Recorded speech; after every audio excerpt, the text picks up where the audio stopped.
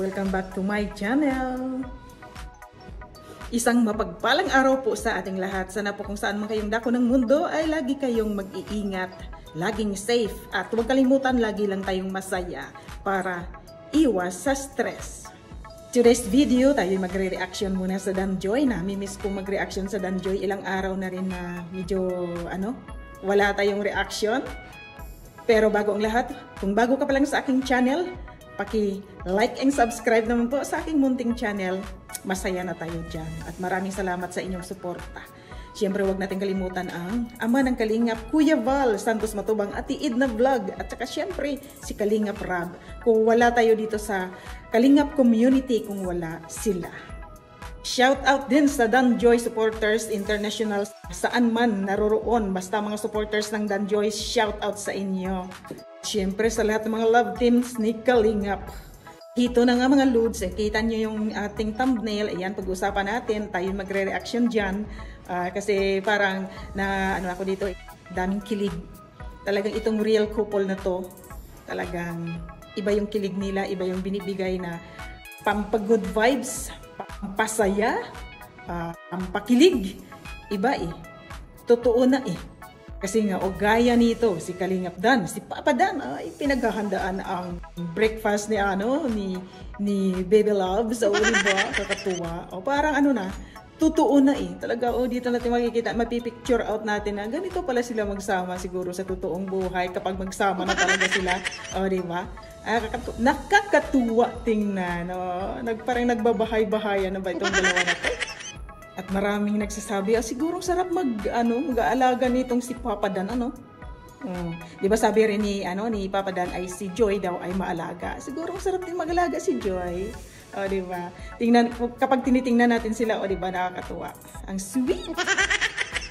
At dito natin makikita na talagang ang kagandahan daw ng babae, ng tao, makikita pag bagong gising. Di ba? Walang make-up, walang natural yung hitsura. Ito yung hitsura ni Joy. Di ba? Yun ang gusto na makikita ni Papa Dan, na talagang paggising sa umaga, makikita ang hitsura ng kanyang Baby Loves. Ayan. Di ba? Si Joy walang make-up. Nakahilamos lang yata, mga ganon. Makikita mo dyan na natural beauty, yung talaga ang totoong maganda, makikita sa bagong gising. At dito din, Lods, tingnan nyo, si Joy, tingnan nyo ang gagawin niya. Bakit nga ba?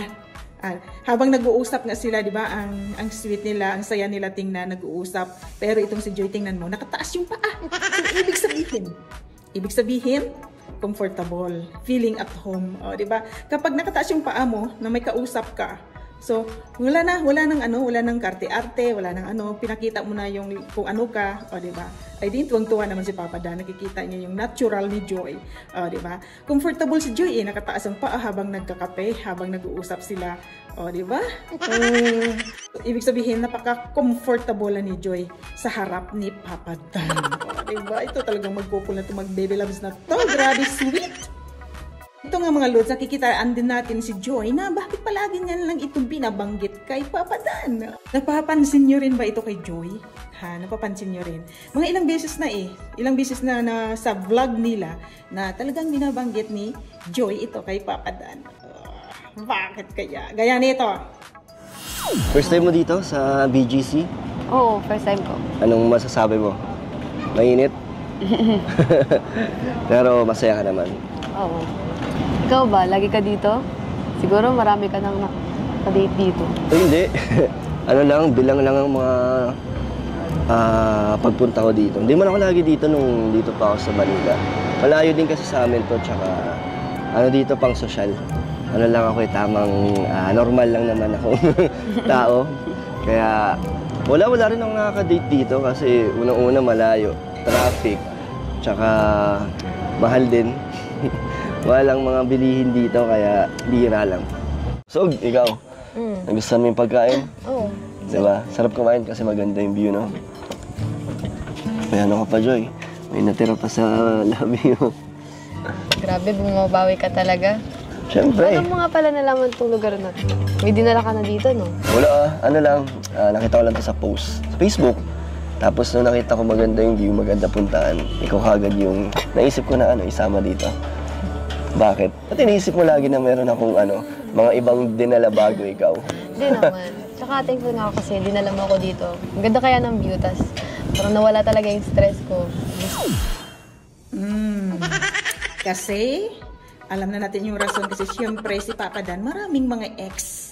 Marami siyang past relationships. Siyempre itong si Joy, baka sakali lang din naman baka mayroon siya si Papa Dan babanggitin. O diba? Pero talagang para kay Joy yun. O diba? Wala nang iba. Past is past. Si Papa Dan naman na nakapokus sa present at saka sa future. Ang past wala na yun. O diba? Present and future na yung naatupag ni Papa Dan. At saka kitang-kita natin si Papa Dan, grabe. Bumabata, sobrang in love. Diba? Pareho silang in love. At mayroon pang isa, napapansin nyo rin ito kay Joy. Diba? Si Joy, lagi niyang hinahawakan ang buhok ni Papa Dan. Lagi niyang inaayos. Pero hindi naintindihan kung anong klaseng ayos yun. Ito pa panoorin natin ulit. Oo naman. Siyempre, kasama din kita. Okay naman. Kahit saan naman, basta magkasama tayo. Oo, masaya ako pagkasama ko. Kahit saan tayo pumunta, kahit simpleng lugar lang. Kahit di na dito? Oo, kahit di na dito, basta. Kahit hindi magaganda yung tanawin. Kahit hindi maganda yung tanawin, maganda naman. Ikaw na lang titignan mo. Para maganda yung view. Ako na lang titignan mo.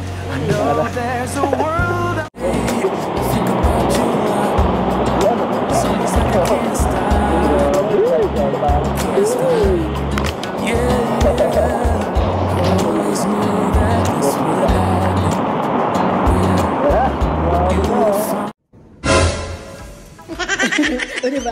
Ganun, lagi inaayos ni Joy yung buhok ni Papa Dan hindi maintindihan kung ano bang angle kung saan ba ang banda. Pero kahit saan, ano man yung klaseng buhok ni Papa Dan, gwapo, pogi ni Papa Dan. Grabe. Nakaka-in-love. Kaya in-love si Diwata. Yan. Ang cute lang kasi every time, hindi naman every time, nakikitaan natin lagi yan kay Joy na inaayos niya yung buhok ni Papa Dan. Mga ilang beses na rin, so dalawang lang ang nakuhaan ko. Pero maraming beses na ginagawa ni Joy yan kay Papa Dan. Diba? Sobrang sweet. Lalo na siguro kung magsama itong dalawa na to, pag sila na. Kaya aabangan natin. Ito yung love team na talagang may aabangan tayo hanggang dulo. Sabi nga ni Kalinga Prab, iba-vlog hanggang kasalan. Diba? Grabe, nakakatuwa. So, ilang years pa bang iantayin natin yun? So, yan mga Lods. Ayan, medyo nag-update lang ako sa aking channel para sa Danjoy kasi medyo matagal-tagal tayo na hindi nakapag-reaction sa Danjoy. Ayan, Danjoy forever! Nandito solid Danjoy, nandito pa rin naman ako. Hindi ako umaalis. Basta nandito lang ako. Nagdadagdag lang ako ng marireactionan kasi nga sabi ni Kuya Val, kailangan hindi lang isang love team ang reactionan. Bilang isang reactor ng Kalingap, hindi pwede isang love team lang ang reactionan. Kaya nagdagdag ako. Ayan. Ayan, thank you so much sa mga Lods sa inyong suporta. Palagi na nandyan kayo, hindi kayo nang iwan. Maraming salamat sa suporta nyo sa aking munting channel. Isang like lang sa video ito, masaya na tayo dyan. At saka, siyempre, sa hindi pa nakapag-subscribe na aking channel, maraming salamat sa inyong suporta. Ayan, siyempre, huwag natin kalimutan ang Ama ng Kalingap. Wala tayo dito sa loob kung wala si Kuya Val Santos Matubang, ang kanyang community. Siyempre, ang kanyang misis, si Ate Edna Vlog, at siyempre, si Kalinga Prab. Yan. Walang love team kung wala si Kalinga Prab, di ba? Yan ang director. Yan. Suportahan din natin si Papa Dan sa kanyang mga charities, sa kanyang mga uploads, at saka sa lahat ng mga Kalinga partners and reactors. Kasama na ko dyan. Maraming salamat sa inyong suporta. Maraming salamat sa lahat. Please stay safe everyone mga Lods. Laging safe at laging tandaan, happy lang. Bye-bye. God bless. Bye!